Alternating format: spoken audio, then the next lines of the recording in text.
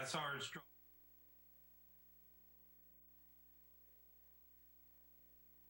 That's just going to be muted them again to talk, and we can promote them to panelists so you can see them if you'd like. Okay, that would be good. Okay. You are now live. Okay, so we're rolling. Yes, you're rolling. Okay, great. All right, good evening. Welcome to the technological regularly scheduled meeting of the Morro Bay Planning Commission.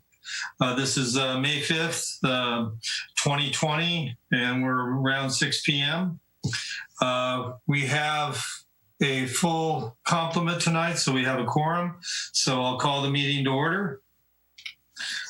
Do we have, does anybody on the commission have announcements they'd like to make? I've got one, Jerry.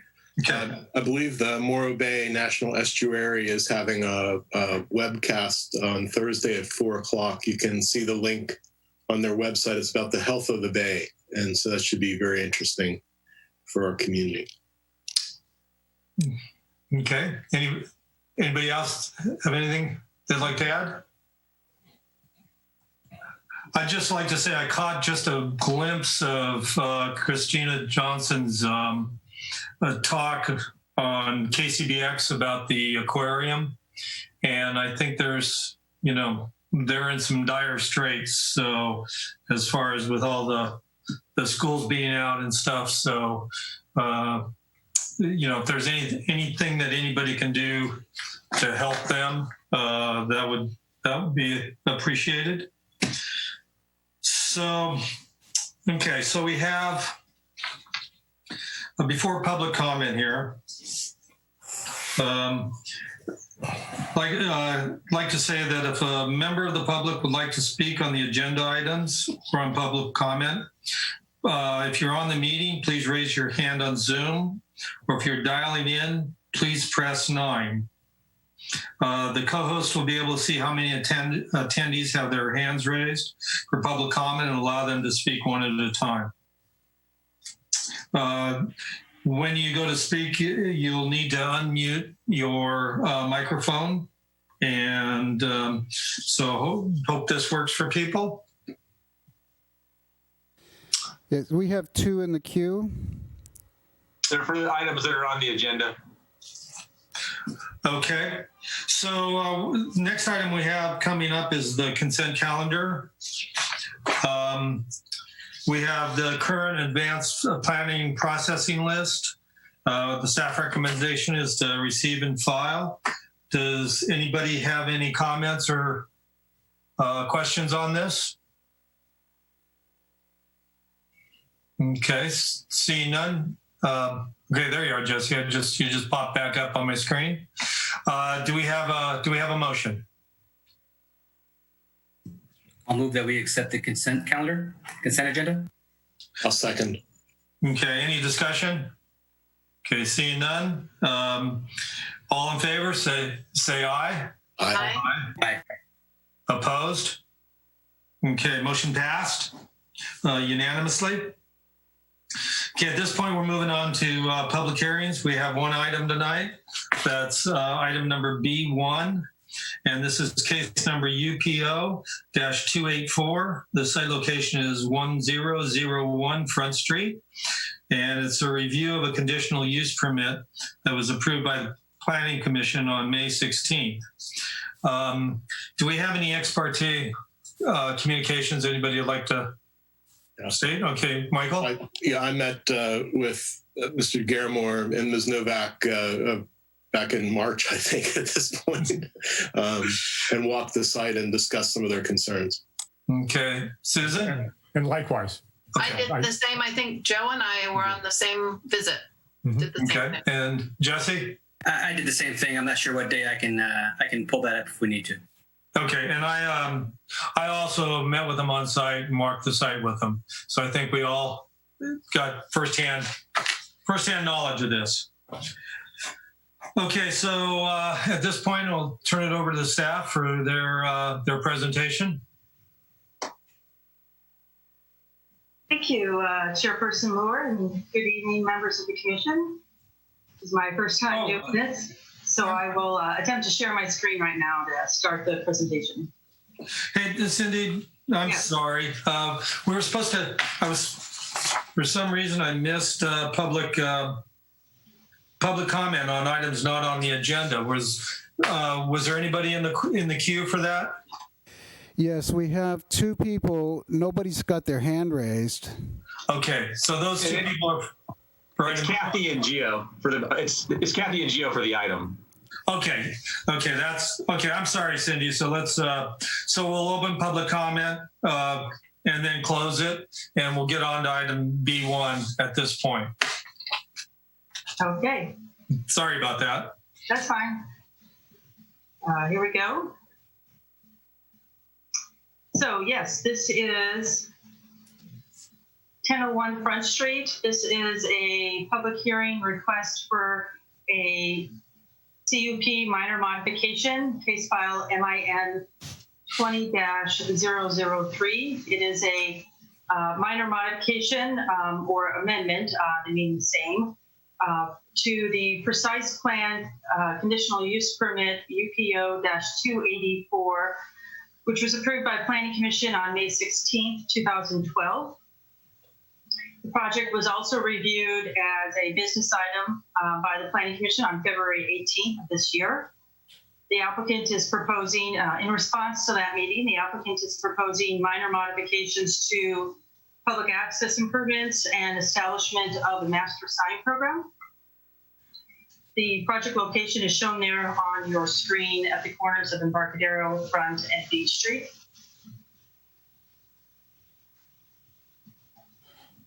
Project zoning. The property is located in the waterfront zoning district in a planned development in S4 overlay zone. The project is also located in the Coastal Commission's original jurisdiction.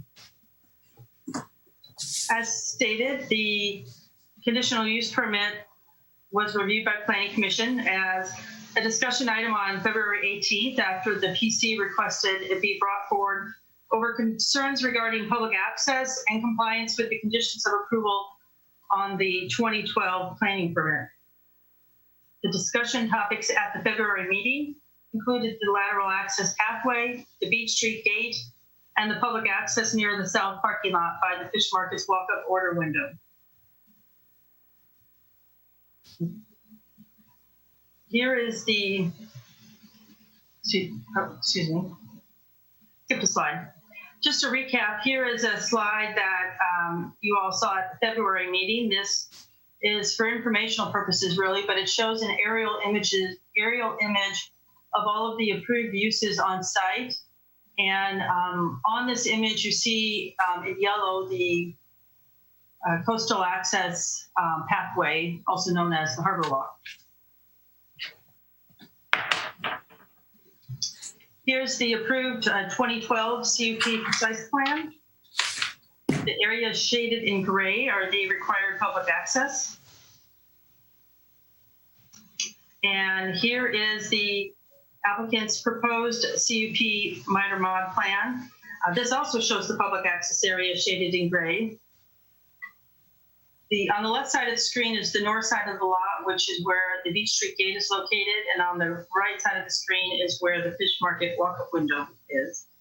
The modifications discussed in the staff report cover 5 distinct discussion points: the lateral access at the Fish Market, placement of coastal access signage, the parking lot, the Beach Street gate, as well as the master sign program approval. And I'll discuss this in the next, discuss these issue points in the next slides. First, to address concerns regarding access being blocked at the south end near the near the walk-up window, the applicant is proposing to create more room by shifting parking stalls to the east in order to separate the food service line from the coastal access walkway. This includes placing bollards for clear delineation and extending the customer line south. No parking spaces are proposed to be lost with this plan. And here in this image, you see the plan. It circled in red is the area I just described with the relocated order line to the east. and the shaded Harbor Walk access way to the right, or sorry, to the west.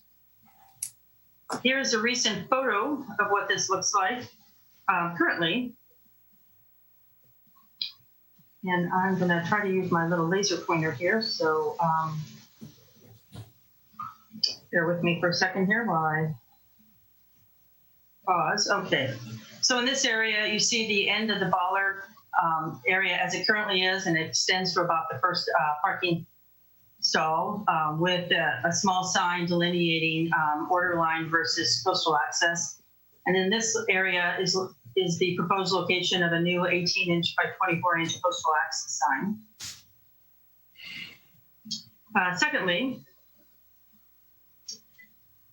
coastal access signs. So to ensure visibility of signs, the applicant is proposing 7 areas where sign locations are proposed to be adjusted, and also add 2 new coastal access signs.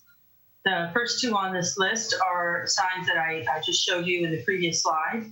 Number 1, the order line sign language would be modified to emphasize coastal access.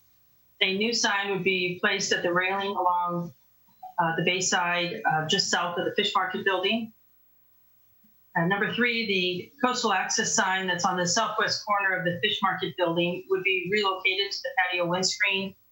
And 4th, a coastal access sign that is currently on the wharf, the public view deck, and the slide says north, but it's actually on the south side of that public view deck, would be relocated to the pump shed on the north side for better visibility.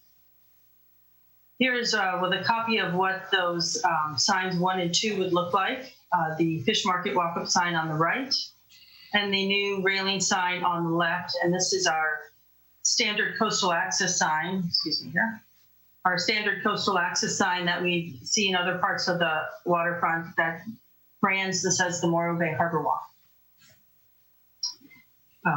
In this picture, really the pictures are basically both sides of the same image. On the image on the left, this is image number 3, where this coastal access sign would be relocated to the corner of this window frame. And then this picture here would be relocated there. In this image, shows the public view deck. The existing waterfront sign that is identifying the public view deck would be moved from the south side of the wharf over here to the pump shed, a higher location for better visibility. And then the last 3 sign locations would be in the area of the Beach Street Gate. Number 5, the applicant is proposing to relocate the existing coastal access sign to the opposite fence for better visibility. Proposes placing a new 18 by 24-inch coastal access sign on the gate, visible when the gate is open. And then number 7, retaining the existing sign that identifies temporary harbor walk closure during periods of commercial unloading. Here are some pictures of what that looks like. On the left, you see this is the existing coastal access sign that would replace this sign here. And then the applicant's plans show placing a new 18 by 24-inch Morro Bay Harbor Walk sign in that area.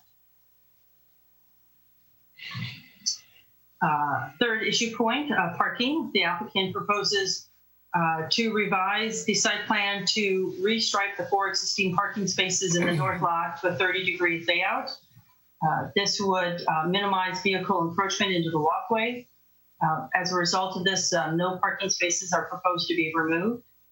The applicant is proposing an addition of asphalt to the transition area between the parking lot and the wharf, as you can see in this picture here on the screen. That would allow to improve for accessibility. And the car that you see just off the edge of this picture would be shifted to the east to allow that accessibility. Here's the existing parking lot with that public access walkway shown in the yellow striping. Issue point number 4, the applicant is requesting to retain the gate at the Beach Street entrance for security and liability reasons of the commercial fishing business. As noted in the staff report, the applicant is requesting a 6-month review by the Planning Commission with a log of gate closures demonstrating compliance. The 2012 CUP did not include a condition on the gate. Specifically, it was the 2018 CUP amendment for the Burgess kiosk, which included a condition to open the gate by 7:30 every morning. If the Planning Commission accepts the applicant's proposal, Planning Condition 2 would require a record of gate closures to use in the 6-month review follow-up. Point number 5, signage. The CUP minor modification request includes establishment of a master sign program to encompass all business signage on site. The plans submitted include pictures of all existing signs. No new business signs are proposed.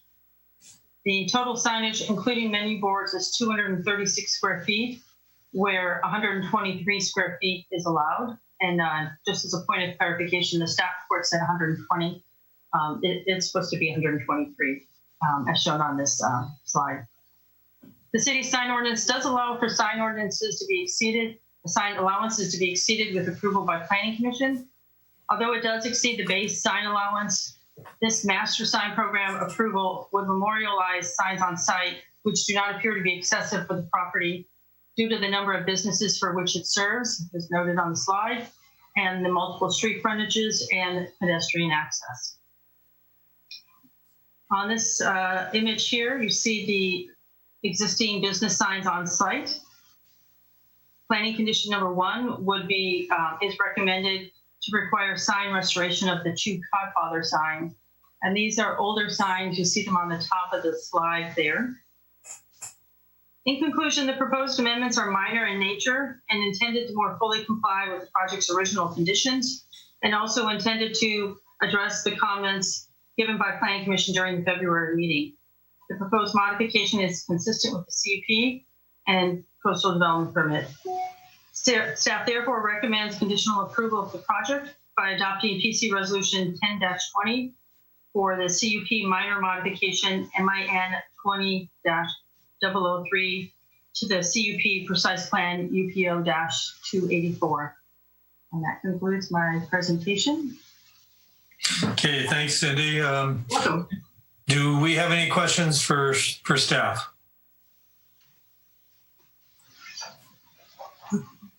Okay, I'm not seeing anybody raise their hands, so I guess we'll go to this point. We'll have the applicant if they would like to make a presentation.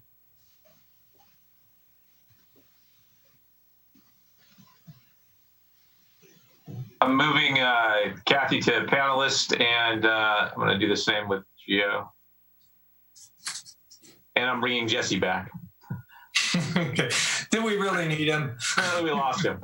All right. We should be getting folks on now. Both Kathy and Gio, you guys are up. So if, I don't know which one of you guys is going to talk or whatever, but you need to unmute if you're going to, whoever's going to go first.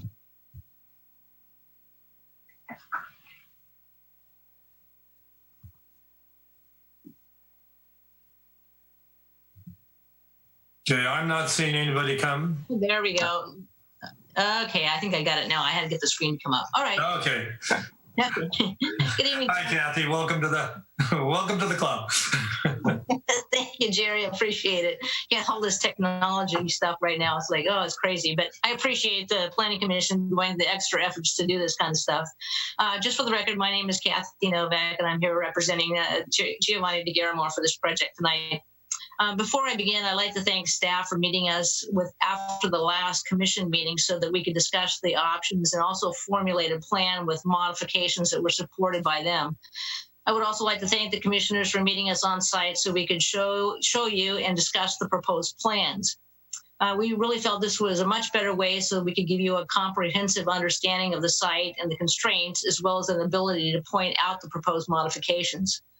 Staff has provided an in-depth written and oral presentation tonight, and this coupled with our previous site visits really addresses all the points we had previously discussed at the last Planning Commission meeting. So therefore, I really don't have any additional comments tonight. I think it'd be better served for me just to answer any questions you might have. Gio wasn't planning on talking, but he is here in case you have any questions for him. So in conclusion, I'd just like to say that Giovanni would certainly like to put all these issues in the rear view mirror and also move forward so he can continue with his business while at the same time make sure that he can offer public access in a safe manner. So again, we'd like to thank everybody for meeting with us and the staff support on this. And we hope you are able to support this presented tonight. Okay, thanks, Kathy. Let me check and see if we have anybody else that would like to speak on public comment to this item. Scott, do we have anybody in the queue? No, there's nobody in there. Okay, Dave, we'll bring it back. Kathy, you may want to come back on. Do we have any questions for Kathy? Michael?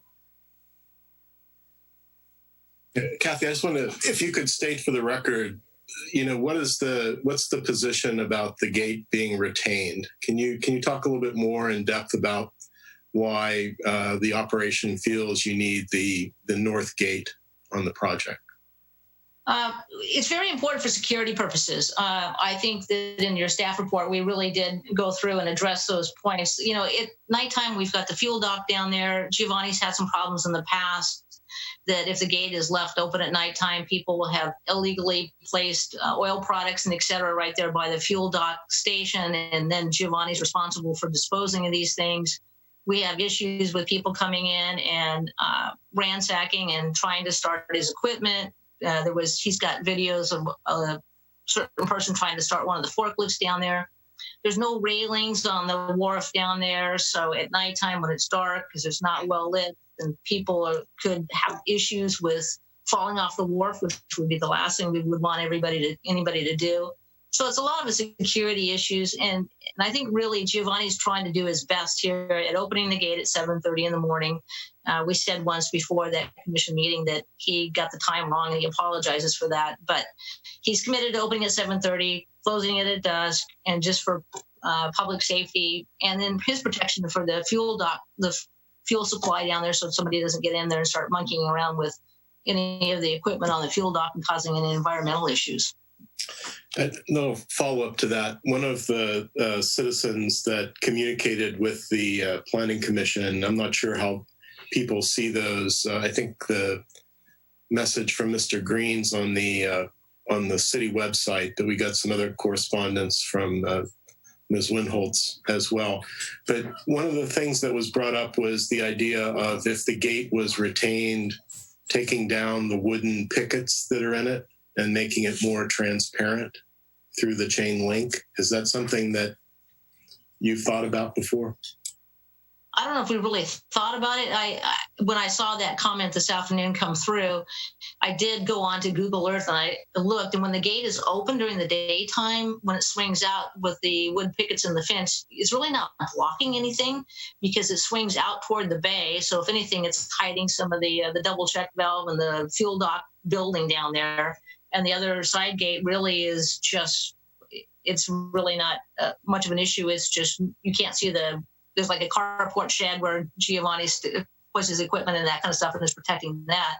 But it's really nice to have I think in some respects, to have that wood on there, especially when the gate is open, because when he puts the coastal access sign on the gate to indicate that there's coastal access going through there, having something behind that coastal access sign is going to make the sign more prominent and a little easier to read. If you don't have those wood pickets in there, then that sign's kind of blend in with the background and people are not going to see it as well. Okay, let me jump in on this, Michael, too. This was one of my issues too.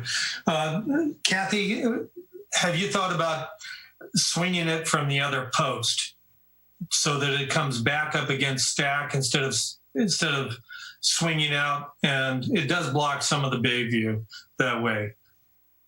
So basically reversing the swing on it. Well, I think that's a problem. So there's a double gate down there. So the one gate that's open right now that swings toward the bay, and then there's another gate adjacent to it, and then there's a small section of fence. So the problem is going to be if you try to swing the gate the other direction, that you've got some equipment and things right behind that second gate, which would be the east gate. if we want to call it that. So swinging, you're taking away the ability to have a double gate if you only have it swing one way. Does that come to sense? Yeah. But what about maybe turning that gate into a rolling gate, that, or the other option? Because as you're coming down Bay Street, you do block some of the Bay View. That's the end of the Bay of Beach Street there. So.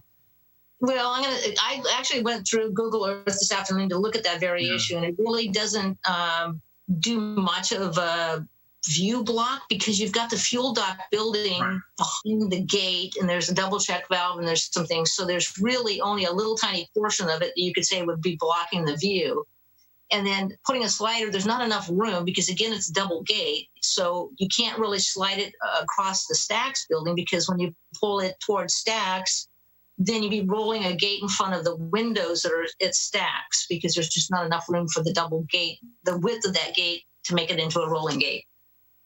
Okay. Well, does anybody else wish to speak to this item specifically? Okay, Joseph. I'm just going to give my opinion on the issue of the gate, if that's what you're asking for. I can appreciate that this is an attractive nuisance which creates problems for the applicant,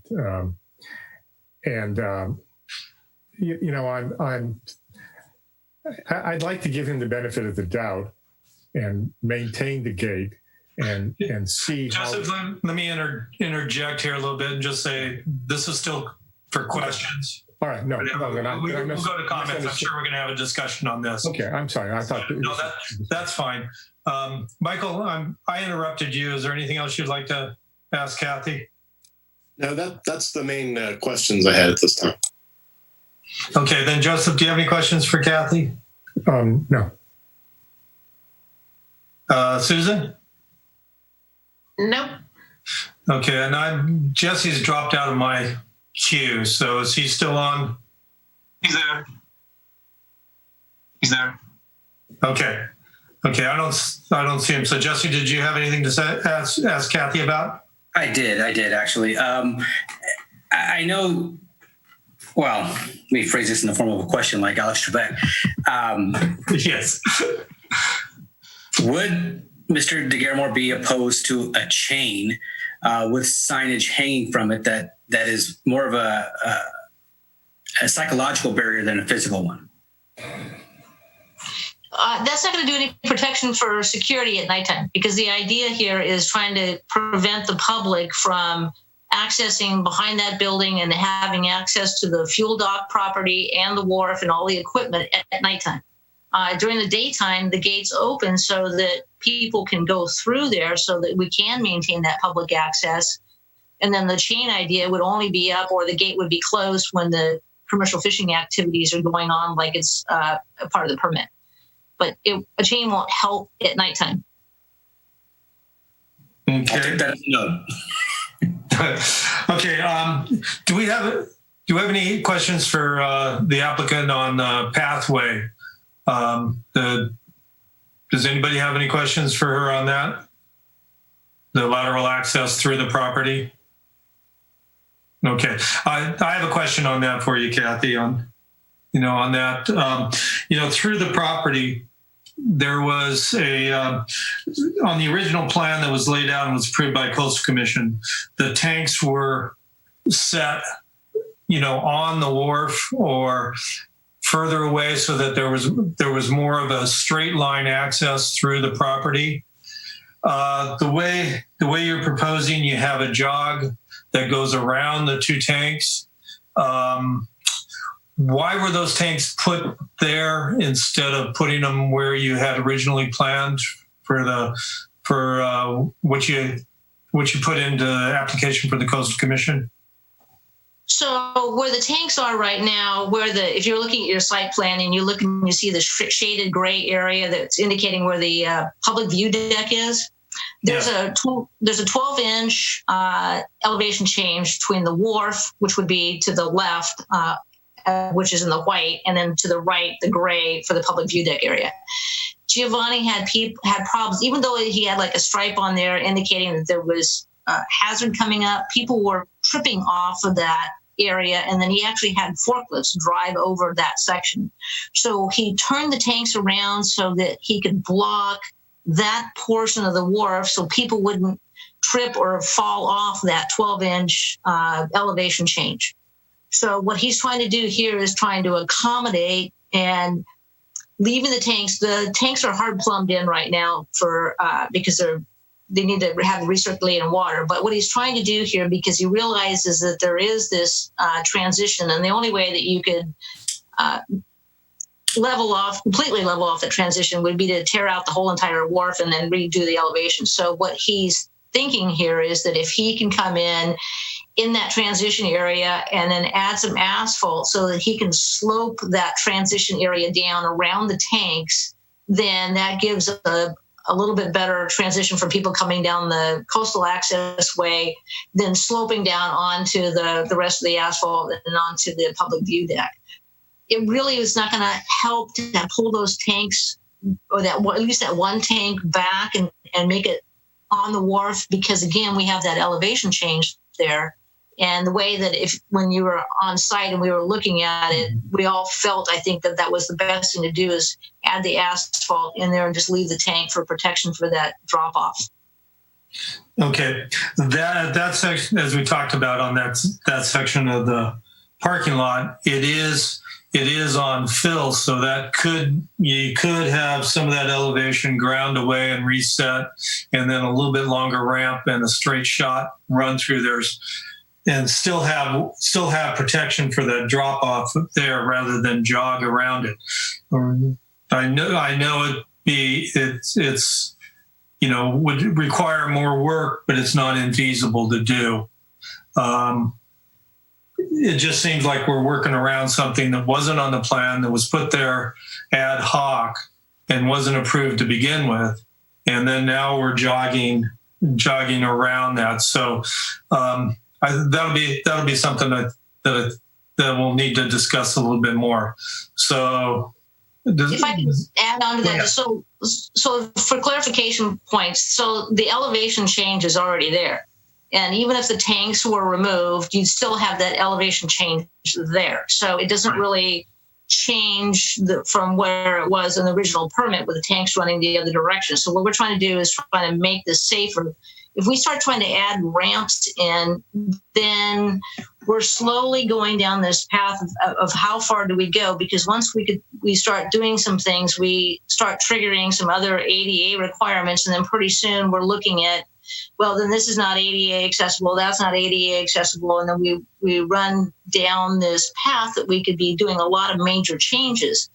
If we had to put a ramp in, the problem that I see with the ramp is if you did an ADA ramp with a 12-inch elevation change, you're talking about a 12-foot ramp, and then we have to have a 5-foot by 5-foot clear at the top and the bottom, so then we're talking 22 feet. So if you go from the end of the harbor walk where you meet, where it starts to jog, and let's say the tank wasn't there and you started the ramp at that point in time, then you've got almost 22 feet, you're coming into the public view deck area, and you're going to have railings on that ramp because you'll have to meet those standards. So pretty soon, then you've taken up almost half of the view deck area with a ramp going into with rails where people are going to have to start walking around the ramp to either get to the harbor walk or from the other direction. If there's like people from Verges that are coming down for their sport fishing, they're going to have to be walking around the ramp through to get to the gangway. So the ramp is kind of problematic of putting it in the middle of the view deck area there. So this is why we thought this is the best way to go, is a solution to this problem that we're looking at, so that we don't have people falling off the elevation, or trying to provide at least a little bit of a smooth transition for them. Okay. Does anybody else have any questions about the pathway? Okay. Joseph? Yeah, I one question from our last meeting about this. I recall that the property is a combination of leasehold and private property. So the area of the storage shed and the equipment, is that private property or leasehold property? Do you know, Kathy? Part of it is on the leasehold and part of it is on the private property. Okay. All right. That's what I wanted to know. Okay. The next item I think we need to not discuss, but have questions on is the south access. And does anybody have any questions for the applicant on as per the south access? This is the parking lot, the public parking lot, private access transition where the order window is. Okay, let me go with Jesse first.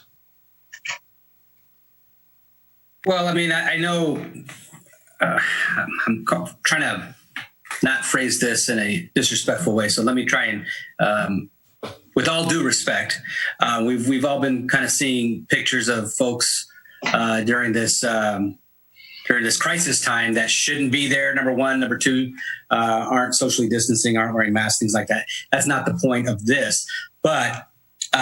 If you've seen the pictures recently on social media of what's occurring in that parking lot, I think we're creating another different problem because they were actually angling out of the wait window actually towards the driveway and behind vehicles. And it was just, it was a different problem. Do you foresee that being a problem? No, I think so. So what we're going to do in this walk-up window is we're going to go in front of the vehicle, so between the vehicles and the harbor walk, so that people are visible. My concern is if we try to angle the takeout line to go back toward the T-shirt shop, for example, then you're going to have people queuing in the parking lot. There's going to be vehicles backing up, and if there's kids running around and a car is backing up out of one of the parking spaces, and they can see the kids, it's going to be a disaster. So what we're trying to do is move these bollards over to get them off of the actual harbor walk and onto the asphalt area and delineate a line there that goes in front of the vehicles. Now, we found out afterwards that the parking lot spaces are actually deeper than we thought. So all we have to do is move the wheel stops back, and we don't have to restripe because the stripes are already long enough, and we'll just put wheel stops so people can't encroach into the take-up window line. And then there would be the existing harbor walk or sidewalk area for people to walk past to have access to the harbor walk. I didn't want to interrupt you, but that wasn't. You misunderstood my question, or I misstated it. But what I meant to say was, based on the pictures I've seen, there's been some attempts at trying to queue the line currently. But the pictures the images I've seen on social media recently, in the last couple days, weeks, or very recently, are of basically a giant number of folks just kind of mulling around in the parking lot towards the driveway, in the actual the vehicular approach in the driveway. I don't know where I'm going with this question other than to say I think we're fixing one problem but creating a bigger one. So I have photos that Giovanni sent me, and then also Sean Green, I know, had sent you one. And Giovanni put red tape on the pavement down here so that he could create this queuing line and then have the safe distancing. I can't answer the questions on people standing in the parking lot and doing things if the public is going to, I just don't know how to answer to control the public. We're figuring this is the safest way to control the public out of the parking lot is to put this queuing line in front of the vehicles. Okay. Okay, Michael, you had a question? Yeah, I noticed in the plan there's definitive striping called out from the north gate all the way down to where you get into the public view deck area, but there's nothing in this southern access point to indicate with striping or things like that. Is that something that you took a look at and dismissed, or could that be something to consider? Actually, what we're going to do, so we're on the site plans where you says relocated order line, we're going to put a couple of those bollards that you see down there now. We're going to put a couple of bollards on down this and make a line and put the chain in between the bollards so that we actually create a queuing line. And if we need striping on the pavement as well, I mean, that certainly we can entertain that. But we thought with the bollards and chains going in between the bollards, then there's an obvious line that the people need to get into. And that's what we were hoping to do. Does that answer your question? Okay. Any other questions on the south access for the applicant? Okay. Then, so we've talked about the gate, we've talked about the pathway, we've talked about the south access. Do we have any questions for the applicant on the signage program? Okay, I'm not really seeing any questions on that. So, did you have anything else you wanted to say at this point, Kathy? I can't really think of anything. I think Giovanni's trying to be helpful and trying to work with you guys the best that he can for, and keeping the public safe as well. So we certainly appreciate all your efforts and understanding of, and coming down and, talking to us on the site so that we could really point out what was going on. I think that was really helpful. So thank you. Okay, great. Thank you. We'll close the public comment and bring it back to the commission again. And if we need to, we'll open it back up again. So we can get the applicant's response. Okay, who wants to go first on this one? Jesse? Reluctantly, it seems like nobody wanted to go first. I was deferring, so I'll start this off. So I have some strong feelings about the fence. I really didn't. I really don't think the gate on the north end belongs there. I believe that there's still access to this area via the south entrance, and I just. I think the negative outweighs the positive on it. That's my personal opinion. That I think the gate should go.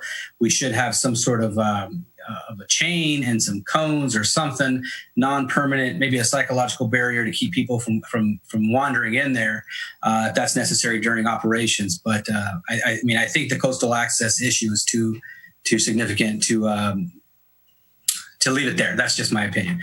The south entrance where the queuing line is for the ordering window, and Mr. DeGarmore has been very successful and not of any fault of his, but I mean, it's just creating a problem that's just become unmanageable, I think. And anybody that kind of goes down there on the weekends or, busy, this even isn't supposed to be a busy time, but this is a non-busy time. And we have folks just kind of not doing what's necessary to keep the public safe. There was, toddlers running around in the parking lot. I saw it with my eyes. So, I mean, I think we have to realize that this is a problem. I think the only real solution is to queue the line towards the T-shirt shop. I know that's not ideal. I know that's not what the applicant is wanting. But I think we have to just, be big brother here and say, we have to do what's best for the public. So that's my opinion on everything else. That 12-inch drop off, I'm kind of in agreement on that. I think, it's opening up Pandora's box as far as accessibility. Nothing's accessible down there anyway. But I mean, asking them to fix it, to move a tank just to fix it, I'd rather give in other areas. If we're compromising, I'd rather that be an area we didn't ask for something and we got something else on a flip side. I think the public benefit is greater in other areas than the tanks. I would love to see it all fixed, but if we had to give on anything, I'd rather give there and get definitely. I think priority one for me would be the queue line, making that towards the T-shirt shop and having some very clear delineation, some very clear vehicular travel areas where vehicles are supposed to be, where people are supposed to be, and making sure the two don't intersect. So I think that's got to be, public safety's got to be number one there. Coastal access has to be my priority on the other end. Removing that gate would be my preference. And then, if we had still some equity, some trust equity left in this thing, maybe we can get that repaired by the tanks. But that's how I would approach it. Okay, thank you, Jesse. Susan? So I have a hard time understanding. Okay, I understand the concerns for public safety. What I have a hard time understanding is how you don't have those same concerns for the north end. In my mind, it's critical that that gate be closed at night for all the safety reasons they talked about. People wandering in at night, falling off the docks there, people getting into the equipment, the fuel tank stuff. So in my mind, I absolutely feel for public safety, it's really important that that gate be closed at night. In terms of removing wood slats from it, I think chain link fences are by nature very ugly. So in some ways, the wood at least makes it look better, a little more natural look to it. I think I would like to give Giovanni's queuing idea a chance. So what they have set up now is not what they're planning to set up. Nothing has changed yet. I'm assuming that's correct. So if they really do delineate these lines, you will have the bollards and the chains or whatever with the lines of people waiting for their food adjacent to the area where people are accessing the coastal access route. And he's cursed by being so popular, and that's a problem a lot of businesses would like to have. So I'd hate to see us limit that. And I think these are strange times we're in right now, in terms of children running around in parking lots and not having as many vehicles. So many people are walking down instead of driving. So I think if and when we start to open and get back to some kind of normal life, we may see some changes in all of that anyhow. I think also that in my mind, this is one of the last areas where the needs of our commercial fishing community are being addressed. And it's really important that we don't damage that. So that's another reason I like to see that access as a privilege for that one small area of the waterfront and for the times when the fishing community needs it for the work that they do. The only other comment I think, the drop thing, I think, and I've dealt with things like this even near my business with infrastructure problems. Businesses sometimes have to come up with creative ways to make an area safer for people. So when you have a drop like that, or we have sidewalks that are uplifted, you sort of put something in that area. And I like what they did actually with using the asphalt to at least smooth that access around there.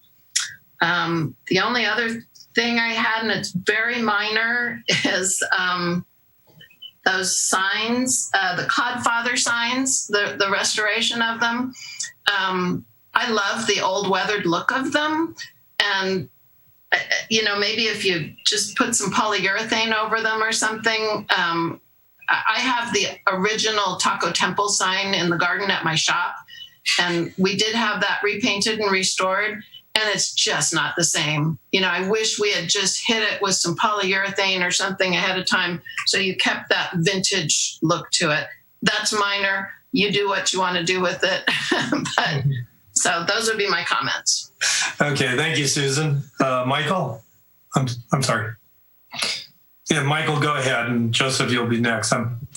Just to follow up with Susan, I've been repurposing about 400 lineal feet of 1960s redwood that I salvaged from a few years ago, and so, it's really interesting to see what old pieces, what old screw holes and things like that am I going to retain on some of these things while I've taken off some of the aging.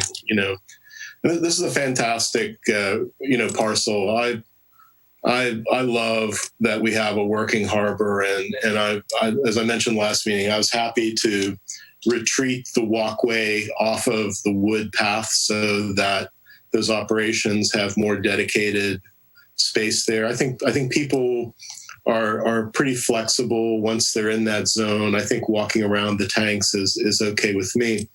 The key things for me are the coastal access points and how you know when you're on the path. And the idea of access to me is really special. And as I mentioned last time, it's counterintuitive to me that for a safety thing, having wood in a fence that keeps you from seeing what's behind the fence if somebody is there, or that the fence ends up being a dead end if somebody gets chased in there. I still think that's a potential issue of liability. It's different.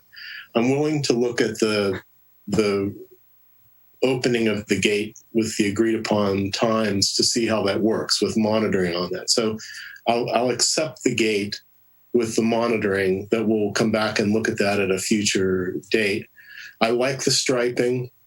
What I'm concerned about, though, is I use this facility probably more than I should for my waistline, but the south entrance, I think there's something about, I've noticed in the bike paths, when we have the green paint on the bike paths, people know it's the bike path. That's where you're supposed to be. When you've got the striping in the parking lots, people know that that's not where your car belongs. And so there's something about, I don't have a strong opinion about this, but my sense is if we start striping where the access points are, you stripe the south access way and you don't put the bollards in the south access way. And you don't have people queuing up in the south access point. And I think some kind of differentiation besides just the bollards would be something I would encourage us to talk about. I'm fine with the signs. I think eventually, I hope we get better signs. I'm not a graphics expert, but I'm not crazy about our coastal access signs. I think we're kind of stuck with them. But I don't have any problem with the additional square footage of signage on the project. And I do think it's important that we're concerned about the public access. I think if Gio has an incredible weekend and he's got a queue out there, it's up to him how to figure out how to get that queue in there. It can't interrupt the public access. So I'm fine to be agnostic on the order line, as long as the harbor access is very clear and we have it demarcated in the south and monitored in the north. Okay, thanks. Joseph? I'm persuaded that the area where the sheds are is a place where all sorts of mischief could happen, and there's a need for the gate, notwithstanding that there isn't any gated area so that you can still approach the area from the south. So I also think that the wooden aspect of the gate is probably more attractive than a cyclone fence, and so I don't mind the wooden gate at all. But I'm thinking that the gate should remain, and at such time as the leasehold is renegotiated, there might be a discussion then about some serious redesign in terms of providing more sort of security at night for the shed area or the tank area, other ways of preventing the mischief. But I realize that would require certain additional expenses, and I'm not prepared to have the applicant do that at this time. With respect to the south and the queuing, I think we should see if the new attempt at queuing works, and I think there's a good chance that it would. And I agree completely with Commissioner Lucas that it's really up to the applicant to do what he thinks is necessary to also to self-regulate this, and to take an active role in making sure that this movement, this relocation of the queuing area really works. And the only other thought, with respect to the signage, I get that we need more signs because there are a whole variety of businesses there. But I was looking at the southern facade of the fish market, and pretty much that whole facade is covered with signs. I'm wondering. I mean, I don't have a strong opinion on this because frankly, over the years, I've gotten used to, looking at the establishment, and I have sort of a fond affection for it. But I'm wondering if we could take down one or two of the signs, because I believe it's, I wrote down page 42 of the filing. There's a picture of the southern facade of the fish market, and there are lots of signs there. I think that's really all I have to say about it. Okay. My comments on it are that, I walked the site with them. Am I being broadcast? Okay.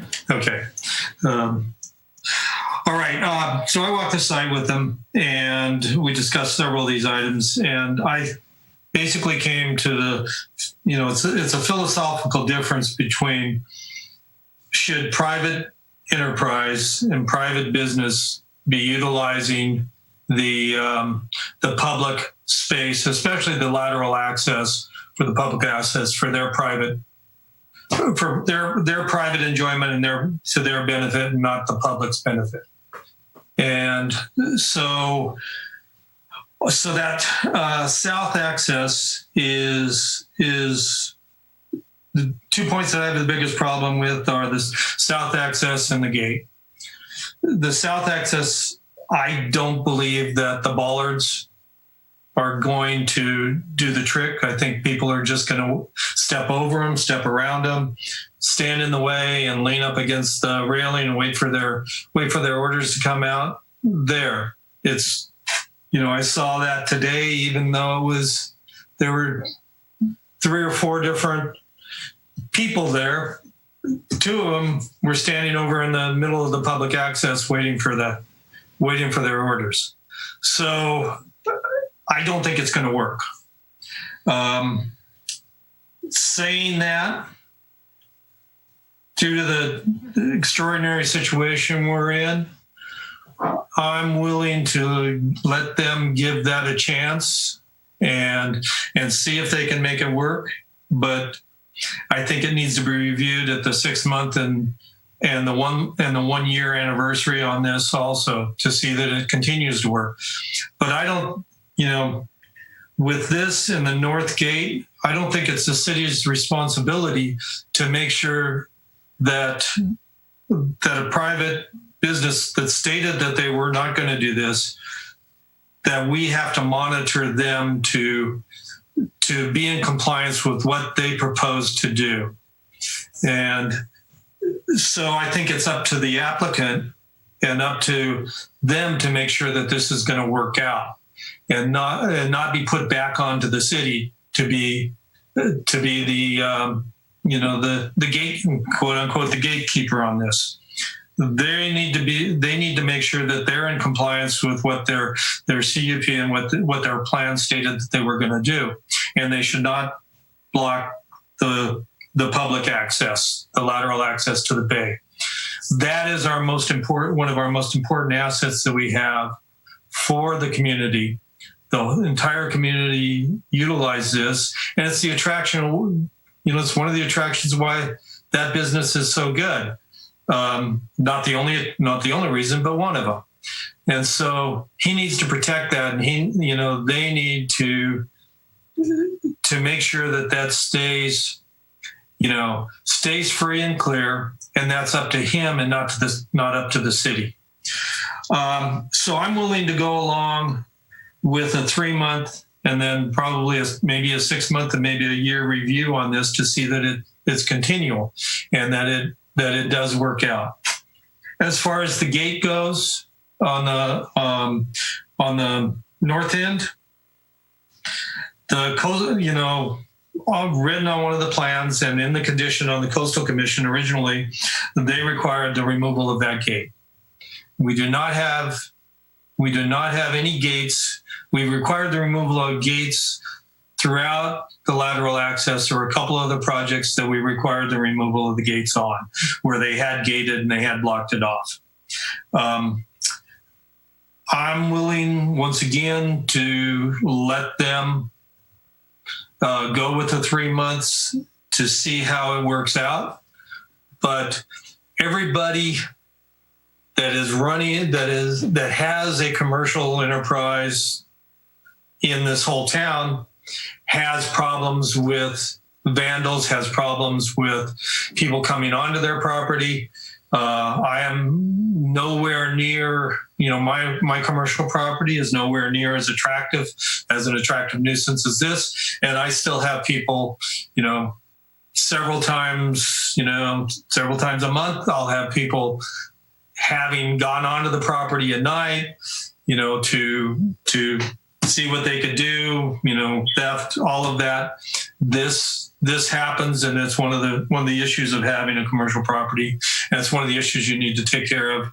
And so I think there is ways that he can fence off his private and the important areas rather than fencing off the lateral access for the community. But once again, I will go, and because of the situations we're in, I will allow them to do a 3 month trial and then review it probably 6 months and then 1 year again to see if it is working. I don't think it will, but I will. I will allow. I'll get behind that at this point. As far as the signage, so let's talk about the pathway. I'm torn on this because I don't know how we can approve a project that isn't ADA compliant and how we can allow something that's not ADA compliant. But once again, and then, the tanks were set there so that the pathway has to go around the tanks. I think it could have been better thought out on the front end where this conundrum wouldn't have happened. I think that the 12-inch drop can be handled by a curb along the wharf area to keep traffic and keep forklifts from going over it. And then there's also on all of the wharfage in the waterfront area does not have fencing between the edge of the wharf and the bay. We would have to do that on every dock and every street end if that was a requirement we were going in. So I don't believe that's good. I don't believe that's a valid argument.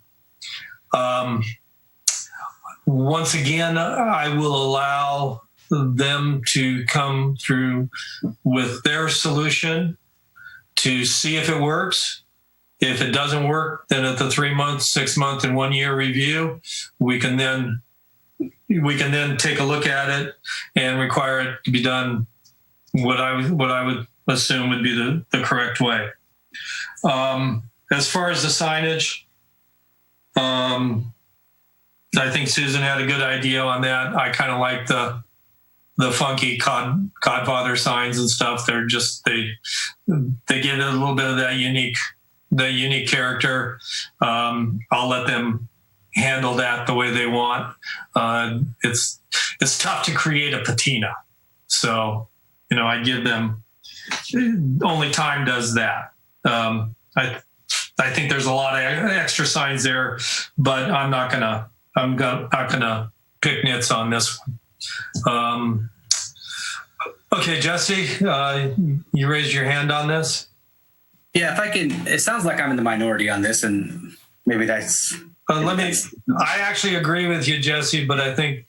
Well, I was going to say, if we're going to do the 3 month trial, and we really need to identify and establish some kind of benchmarks, that way we can evaluate how it's going and what we're expecting to happen if certain benchmarks aren't achieved and if certain benchmarks are achieved, so we really need to have some sort of enforcement ability for Scott to go in there and say, you have to do this, you didn't do this, or you need to do this. So. Well, I think it needs to come back before us.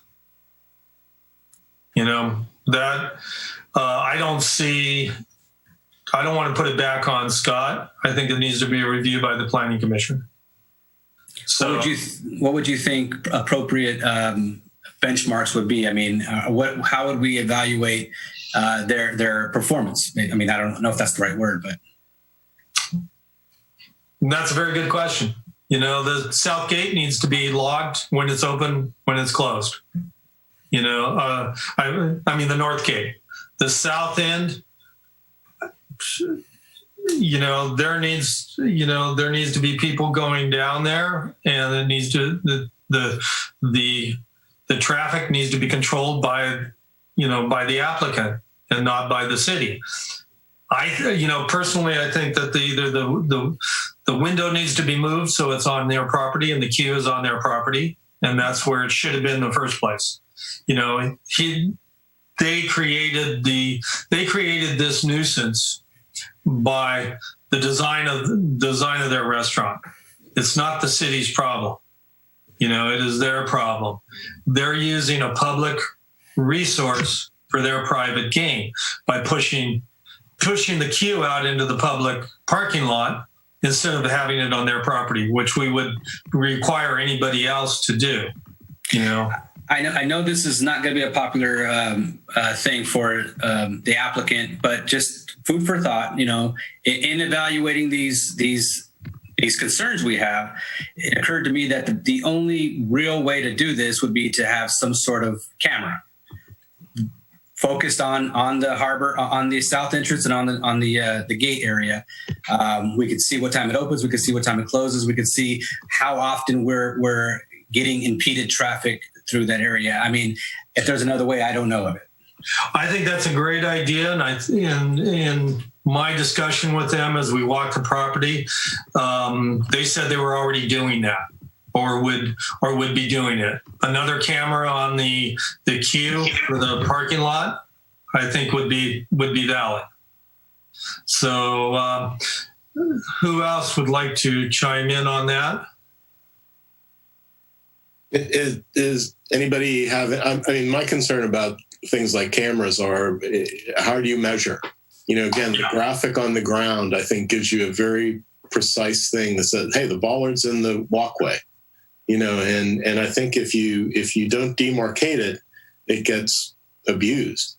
And I think the demarcation of the public space, to me, could help. I think the idea of a camera is fine, but I think that it's much easier to drive past and say, hey, the bollards are in the wrong place. It's an easy discussion point. And I think that would be part of the. I go along with your point. I agree with the markings. Right now, there's markings on there that basically delineate it as line, as part of the queue for the restaurant. And with those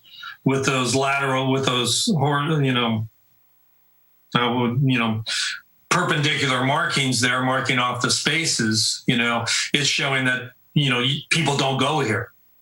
And so I don't have a problem with the signage on the ground, but once again, it's going to be, I'm thinking it's going to be,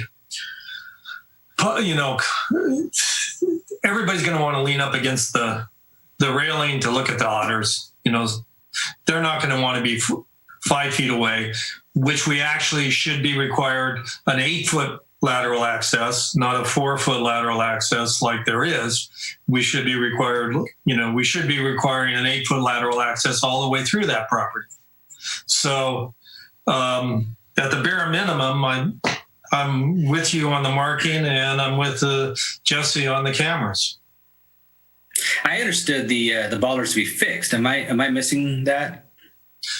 They added one. I think they're proposing to add 1 or 2 more along the transition between the asphalt and the cement walkway there to delineate that space. So. Okay, you could certainly ask the applicant. It looks like Kathy has something she might want to add to the conversation if you want to let her do that. Okay. Kathy, would you like to add something or clarify? Sure, maybe I can help out just a little bit. So a couple things. One, on the camera, there is a camera on the gate side. So if somebody says on, May 22nd at 2:00 in the afternoon, the gate was closed, Gio's got a camera so he can go back and take a look and do that. And he has offered to keep a log so that if the gate is closed for commercial fishing activities, or let's say that there's some repair work he needs to do down there and has to close the gate during the daytime, he's going to log that. So we'll be able to tell you exactly what was going on. The bollards, yes, we're going to put bollards and we're moving them over so that the idea is to get people to funnel in this line with the bollards and the chains so that we can keep people out of the access way. There's always going to be public that will stop there naturally and look, even if they don't have somebody in the takeout line. So we just have to be little concerned that we're trying to monitor the public the best we can, and especially if they're in a line, that's fair. But if they're just wandering by and stop, we're not to blame on that one. And the other thing I want to bring up is we're supportive of coming back to the Planning Commission for review. I have a little concern about the 3 months, only because right now in the position that we're in with this pandemic and the social distancing we're having, I think that some of the situations are getting exacerbated here because typically you wouldn't have people 6 feet apart in the takeout line. So now we're trying to spread the public apart from each other. So it's actually making it a little bit more difficult when they go up to the line, just because we are trying to get them to practice the social distancing. If in 3 months, if we're still going on and we're still practicing social distancing and we're having people milling around in the parking lot, which again may be part of people going to the takeout window, or maybe it's just the local fishermen are standing in their parking lot and talking to each other, whatever. But I think that the 3-month mark is maybe a little too quick until we get over this pandemic that we're in right now, and in our orders that we have and the social distancing changes. I think it's a little difficult and a little unfair to try to put a benchmark on Giovanni when we've got things that are completely out of his control and the situation is different. So if if the orders get lifted and we get back to a normalcy in 3 months, then I think then giving a chance of a normal time for a 3-month period for a review would be fair, which actually would probably put us about 6 months from now rather than 3 months from now. So if you don't mind just taking that into consideration right now, 3 months may be a little premature just because of the situation that we're in. Okay. Thanks, Kathy. That's a valid point. I'm sorry, I keep asking this, but my video is not changing over, so I don't know if I'm coming through. You are. Okay. Good. Great. Okay, so what we've got here is, let's see where people stand on this. We're, as far as what I see as consensus item, the signage, let's go with the easy one first. Let's go with the signage too. I think we have, we have agreement that the signage will be okay, and that they can treat the unique signage as they see fit on that to make it look as good as, as reasonable but be able to keep the funkiness about it. Do I have head nods on all that? Okay. I think we got agreement on that. Okay. On far as the pathway, so I'm going from the easiest to the hardest here. So as far as the pathway, I'm willing to let them, because of the conditions mostly, I'm willing to let them try their solution and see how it works. Do I have agreement on that and head nods? Okay. That's a thought, though. When you say the pathway, you mean the queuing in front of the takeout window? No, I'm talking about the pathway through the property, around the tanks. All right. And the ADA issue with the pathway, also the fact that it's 5 feet instead of the required 8 foot. So, okay, so we have pretty much unanimous agreement on those two items, the way I'm reading it. Okay, so let's talk about the Beach Street gate, the north gate. As far as the time it's open and keeping a log on when it's closed, and having a camera set on it. My position is I'm not for that. I think it should be removed, but I'm willing to let them give that a try, and let's see if they can comply. Jesse, where do you stand on this? If I can add a couple more comments to that, as opposed to what? Because I think there's been a rather clear demonstration that it hasn't worked, and I just don't know how much more time is going to fix that. I agree with you. Until this came up to us, it hadn't worked, but once again, I'm deferring more to the situation we're in right now, and rather than put another hardship, on them, let's see what they can do. Lately, they've been compliant, and they've been good at keeping it open. If I can be frank, I'm tempted to vote no on the whole thing because of this. I feel that strongly about it. Okay. However, I understand where you're coming from, and I also don't want to impose more hardships on Mr. DeGaramore at this time. I would like in the future to be able to, at the 6-month mark, even if they're opening it when they said they're supposed to be opening it, I still think I may want to reserve the right to change my mind later. Oh, I'm not convinced that the gate should stay, but it's a firm. I'm not convinced the gate should stay, but I'm willing to give them a try at this point, and we can check back on the review. Okay, Michael, where do you sit on this? Yeah, I was just going to say I share your and Jesse's opinion. I'm basically anti-gate, but I know in speaking with them at the site and hearing Kathy speak tonight and what's in the staff report, I'm willing to give it another shot as well. But I think if we were designing this from scratch, that gate wouldn't be there.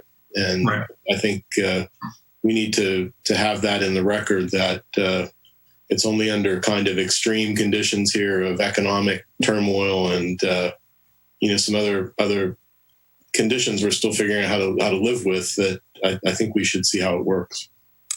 Okay. Joseph? Well, as to Jesse's question as to why it would be different this time, I think it's pretty clear that the applicant has a lot more incentive to observe what the law is, because there's no doubt that the commission is really serious about perhaps removing the gate if the letter isn't observed. So I think there's a good chance that we'll see a more accurate observation of what he should do. Okay, and then Susan, I think we know your position on this, but I want you to reiterate. Yeah, I feel like as long as we consider ourselves a commercial fishing community, we need to have the gate. And if we decide we don't need our commercial fishermen anymore and they don't need to have the ability to do their industry in a safe manner, then okay, take all the gates away. But I really feel this is important for the commercial fishing people. So. Okay. I'll just comment. There's no gates down at the landing behind behind Tognazini's. There's no gates, at the commercial landing, in over there, by the Dutchman.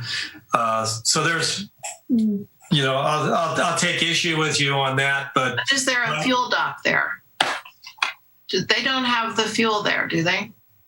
No, they don't have the fuel there, but they still have all the commercial. Do they have the forklifts? Commercial landing. They have lifts. They have the forklifts. They have the fish. The the fish boxes, the ice makers. They have all a different structure over there, but yeah. I'm not a fisher person. I don't. Okay, so I think we're in agreement at least on the 6 month on that. So for the gate, for right now, we'll see how that goes. So we had the south access, the pathway, the Beach Street gate, the signage. So Scott, do we need anything? Do we need a condition to set up that we need to have them come back on a 6 month review on this?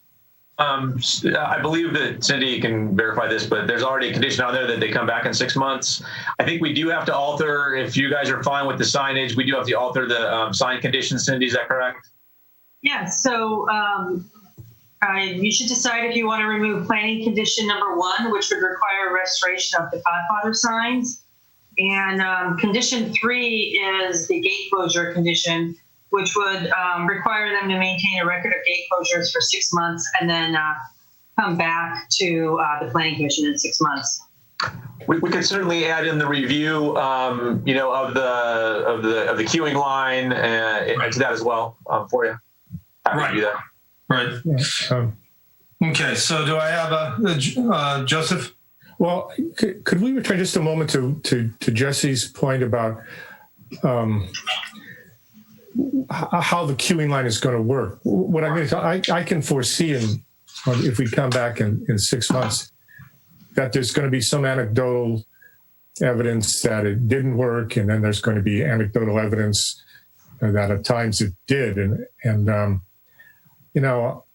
at that point, I'd like to sort of avoid, he said, she said. I mean, could we talk a little bit more about how we're going to decide this 6 months from more as to whether it's working or not? Because I think that's really key. What parameters would you want to see? Well, do we want to have a camera? Well, yeah. I mean, I would think, random photographs of the site, including, or random photographs of the site at what are peak business hours would probably do the trick. But I'm not sure, I don't want to put an additional burden on the community development office. I'm not sure if we as the commissioners should be the ones, or one of us should be out there taking the pictures. Well, I think if we have a security camera, they should be able to do a 6 month log on that with days picked out, on their review period. We could pick out, 12, 1 o'clock and 2 o'clock, for single photographs off a security camera from, 1 or 2 days, on the weekends out of a month or something. Okay. Yeah. I think that would be acceptable. And I think that would give verification for, one argument or the other. What are we? I have a challenge with what we're asking the applicant to do, because again, if he has this massive line of people, is he supposed to say, I'm sorry, we cut off here. We can only take 30 people in line and the rest of you have to go eat somewhere. I mean, what do you? No, we just ask him to keep the lateral access open and clear, so that people that are walking up and down the bayfront can pass without having to shoulder their way through 6 or 7 people. But what if, like it was mentioned, sometimes people just stop and look at the otters there? I mean, people stop and lean over the fence all the time, and they're not having any. I do it. I'm not there for the food necessarily at all. But as I take my walks along there, I stop and look. So how do you measure that with pictures or even with a video? Well, then they have a queue the other way. That's kind of my whole point the whole time. What'd you say, Jesse? I'm sorry. That was kind of my point the whole time, is that a queue only really works towards the T-shirt shop. If we're trying to evaluate whether Mr. DeGaramore's line is affecting public access, it's going to be basically, I mean, it could be probably people can look at the same video of the same 1 hour Saturday afternoon and make different determinations of who's sitting on the railing and who's Is it Mr. DeGuermore's customers? Is it public? Yeah, I agree with you, Jesse, but I'm willing to go the benefit of the doubt at this point, to give them the opportunity to try it their way. But I don't believe it's going to work. I think, like I stated, I believe that people are going to, just jump the bollards, or just going to walk around them and stand over there, and it's going to block the public access. So I think that that's going to be a management issue that he's going to have to take care of, that he's going to have to, for the remainder of the time he's doing business there, however many years that's going to be a management issue with him. If he can, if he wants to come up with a structural issue that will solve that he doesn't have to deal with it on an ongoing basis, that's going to be up to him. But the public access has to remain free and clear so people can walk through there. To me, the public access is not any different than we have some narrow sidewalks with telephone poles, light things like that. Someone stops in front of a window to look at a display or something like that. We have a constriction, so there's all those opportunities. The thing to me is that we've got an extremely successful takeout business that routinely is going to have this queue. The queue can't be in the public space. I'm not going to worry that somebody has to squeeze a bit to get around social distancing to go past somebody watching the Otters. I'm concerned that the queue for the takeout is against the rail. And the bollards show that that's effective. I think that's a good faith effort. And if on a big weekend where we've got, tons of people down at the harbor, hopefully again someday, we'll worry about how effective this method is. But I just want to go on the record saying it's not like we have to have a 5-foot open corridor for fire access or something like that. It's really just don't put the queue in the public space. That's my biggest concern. And I guess my only response to that is that's fine. I mean, if that's what we end up with and that's what the commission decides, I'll go along with it and I'll smile and I'll go on with life. I'm just saying, if we're going to review this in 6 months, if we don't have concrete benchmarks that we're evaluating it against, what are we evaluating? Chair Lure, do you mind if I weigh in? Sure. I think you all know what it looks like when it doesn't work. Right? Because it doesn't work now. It didn't work up until the point where you started managing it a little bit better. But it's been a problem in the past. You know what it looks like when it's like that. If it looks like that in 6 months, I think you have your answer. I don't think you need metrics for any of that.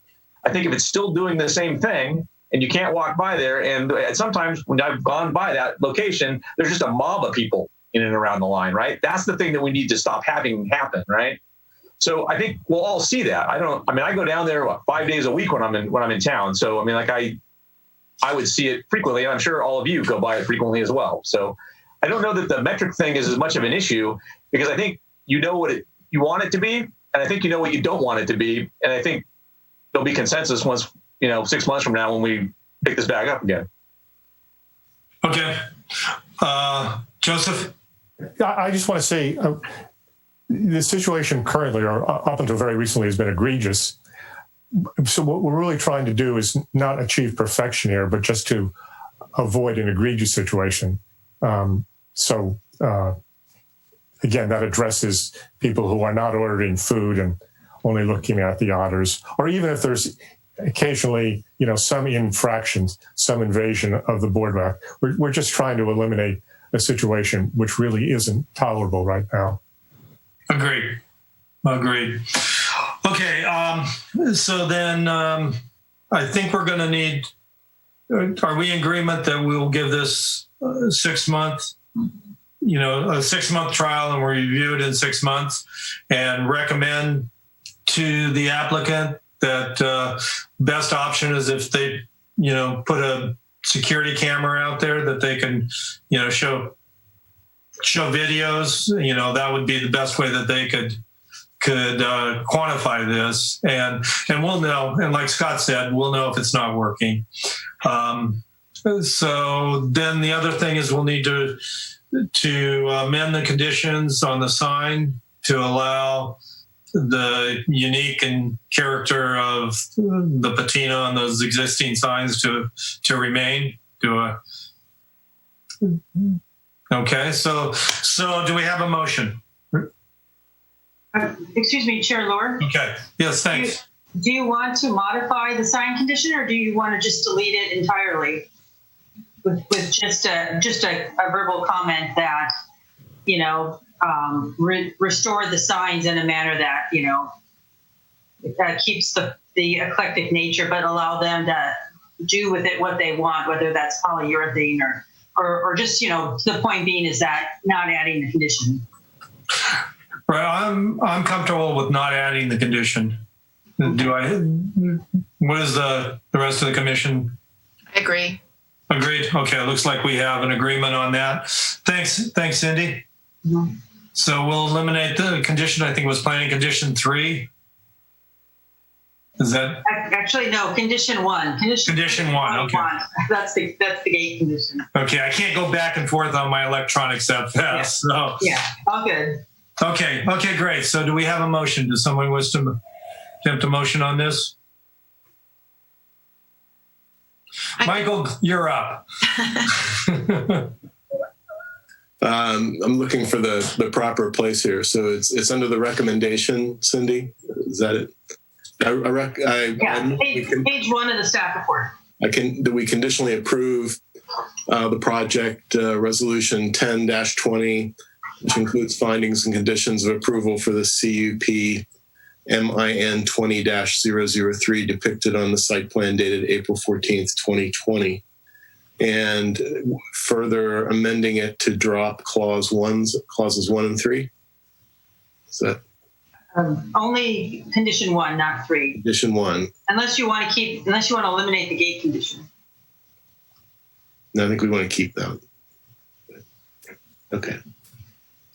And so clarification on that, Cindy, that allows for a review by the Planning Commission on this in 6 months or approximately? Yes, it says within 6 months or no later than January 2021, just for allowance over the year-end holidays. Okay, great. Did we want to add the review of not just the gate, because it reads the gate, doesn't it, Cindy? And gate. So do you want to add the queuing of the south area? Yes. And then also I think we need to add the pathway to see how that's working out. Okay. And does that include things like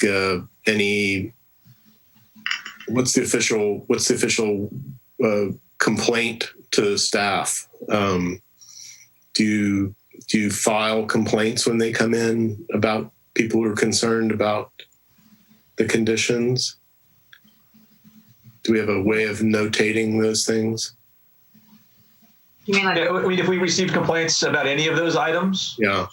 Yeah, certainly we'll keep track of those over the next 6 months. All right. Sure. Okay. Okay, so I think we have a motion. Do we have a second? I'll second. Okay, any discussion on the motion and the second? Okay, I think we're ready. Cindy, did you want to call the question? Sure. Commissioner Lucas. Aye. Commissioner Stewart. Aye. Commissioner Barone. Aye. Commissioner Ingraffia. Aye. Chairperson Lohr. Yes. Motion passes 5-0. Thank you. All right, thank you very much. And thank you, Kathy and Gio. Thank you, Commission. Okay, great. Okay. Okay, that was our only item for public hearings. We have, next item is new business, and we have none. Unfinished business, we have none that we're going to talk about. I'm sure we've got a bunch. Planning Commissioner comments and future agenda items. Joseph? I had a thought.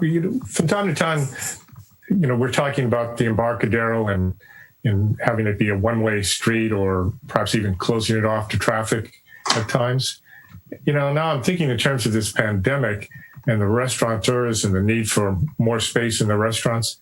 And I wonder if we ought to think about the notion of turning some portion of the Embarcadero into restaurant table space, not permanently, but maybe just in some fashion to help out the various restaurants. Just a thought. I just heard today that Paris is going to be closing off lanes on their streets and allowing the cafes to put tables out into the streetscape. Yeah. So it's actually something we're looking at. Oh, okay. Even parking areas, because when the orders come out and allow, like restaurants to fully reopen, a lot of them, will have more parking than they'll need because they're going to only have 50% of the seating in it, likely. So we're looking at all of those things. We're partnered with the chamber, been talking to Erica about it quite a bit. And as soon as we get clarity from where we're going, we'll have a little better idea about what we're doing. We have kind of the generalized game plans in place, but the county has to put some of the specifics in it because the governor's order, when it comes through, is probably just going to be mostly what we're doing now.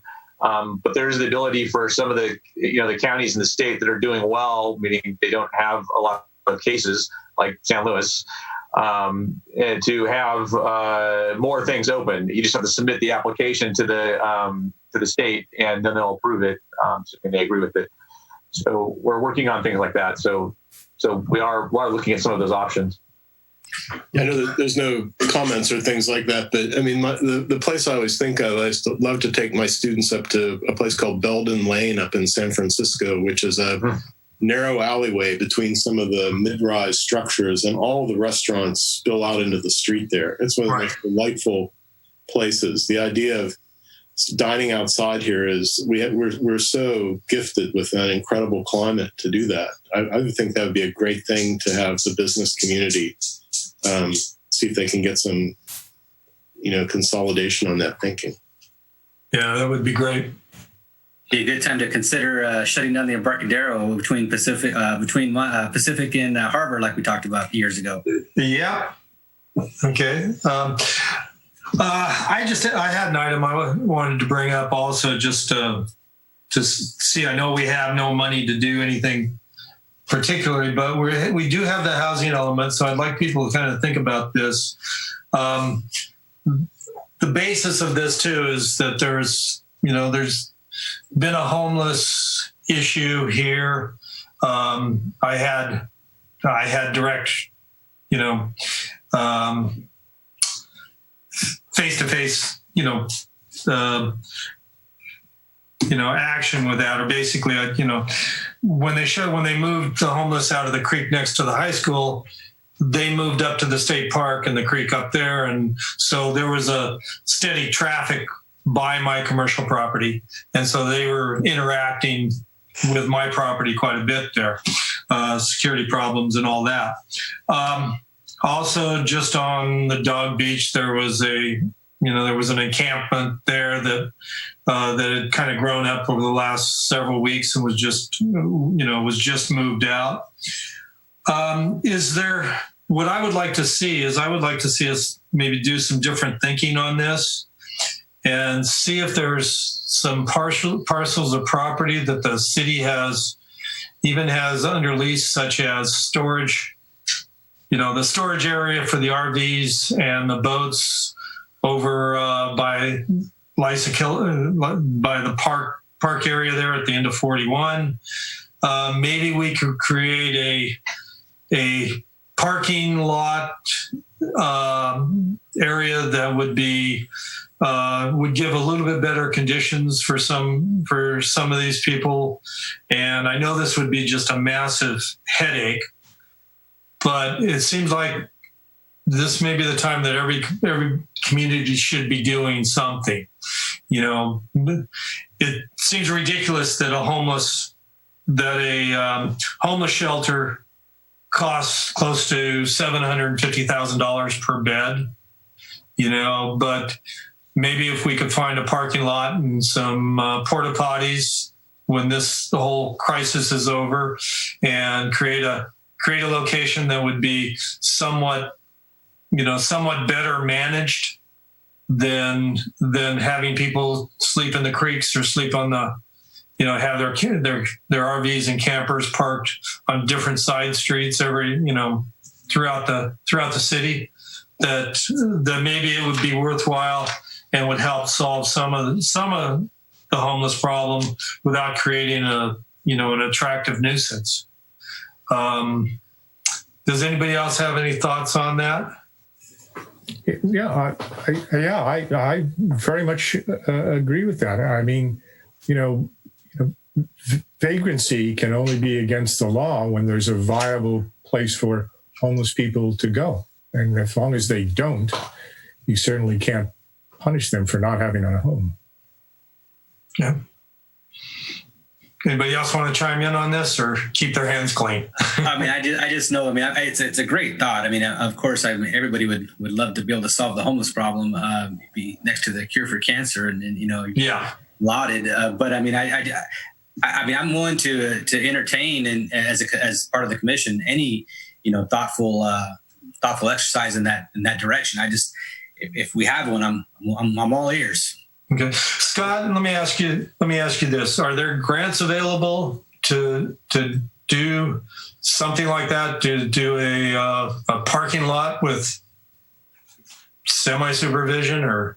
I mean, some funding over time does become available for things like this. I don't know what's out there right now. It's not something I've been looking at, more recently. But yeah, there are, funding sources out there for things like that. As part of the whole response to COVID-19, we created a pretty big issue for some of the homeless folks, right? In that, all the gyms closed down. A lot of them, had memberships in gyms, they could take showers and things like that. And then that was cut off from them, which is pretty tough. So, the county had to take that under advisement and create, scenarios where they could go. There are a couple of locations, I believe, that where the ones that are, have vehicles and things can go and park, and they can have shower facilities, some of them, and things like that. There's different solutions that are out there. I think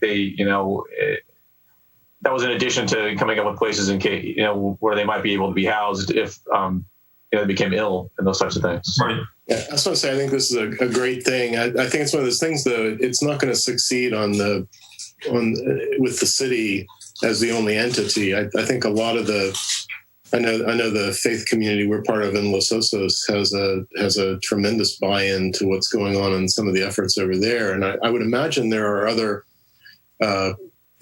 collaborators here that would be good to survey to see if anything is already being done or there's some interest in moving things more forward. I think the thing the city would want to do is to try to see if there's a way that the process, when something like this gets agendized, what are the issues that we actually have some control over, which would be some of those temporary use kind of things that we're talking about. So I think it's almost impossible for me to understand how the city can shoulder the problem without having an awful lot of community support and other collaborators.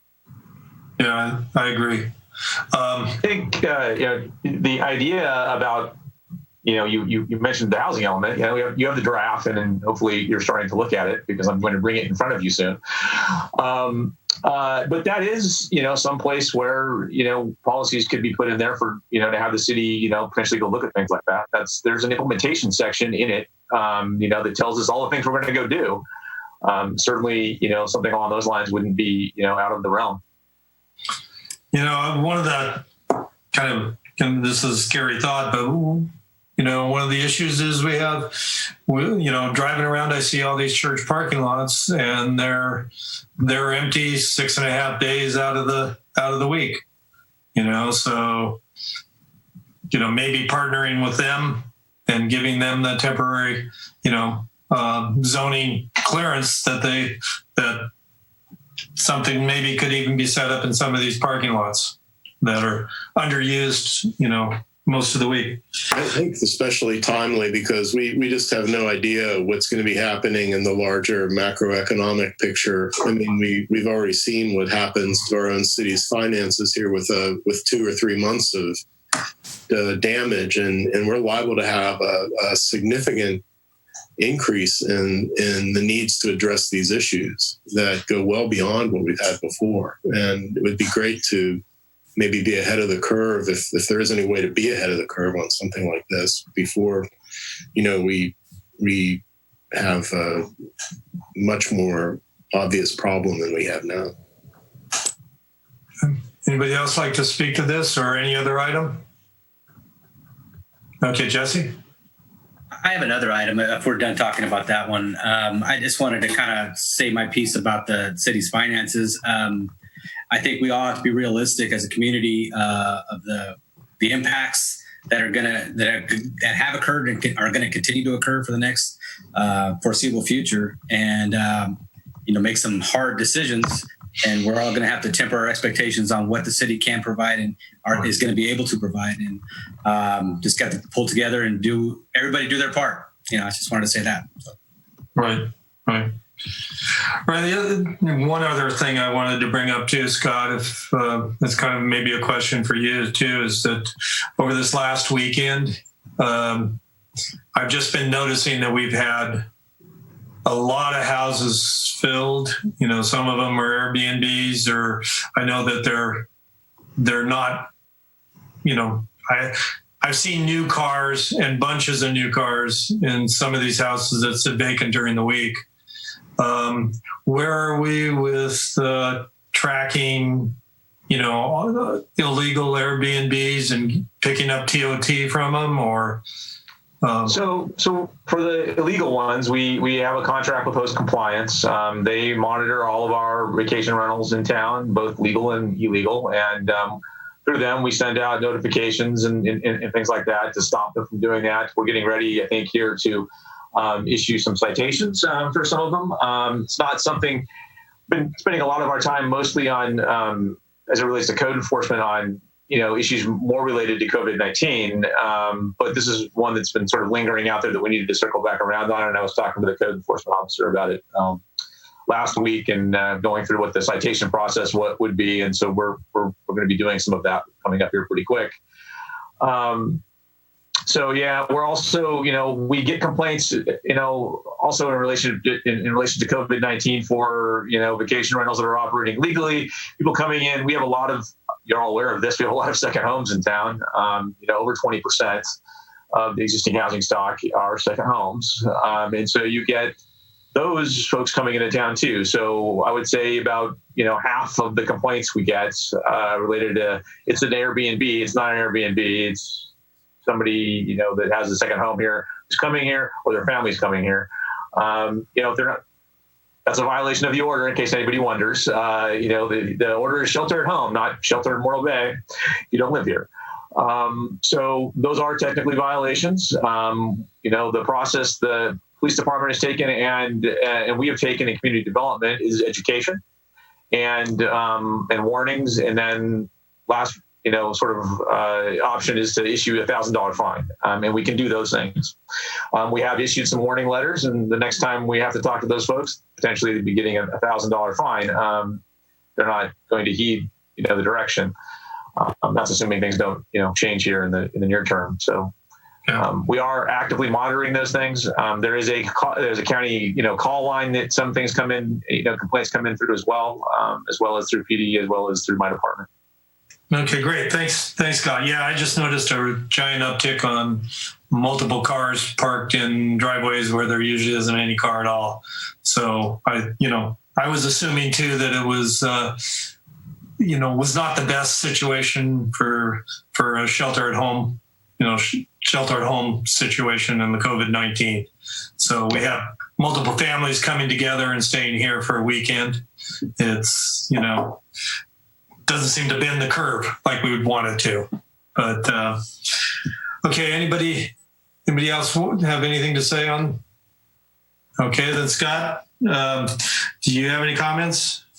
I don't really have anything else. I think I mentioned it before. We're actively working on what it is to open our businesses back up. I had 2 conversations today. With our EOC team and with the chamber, talking about where we're going to go next. Talking about putting the parameters together and handouts for our businesses so they know what they're supposed to do. It's about education. We don't, and giving them the tools they need to be successful.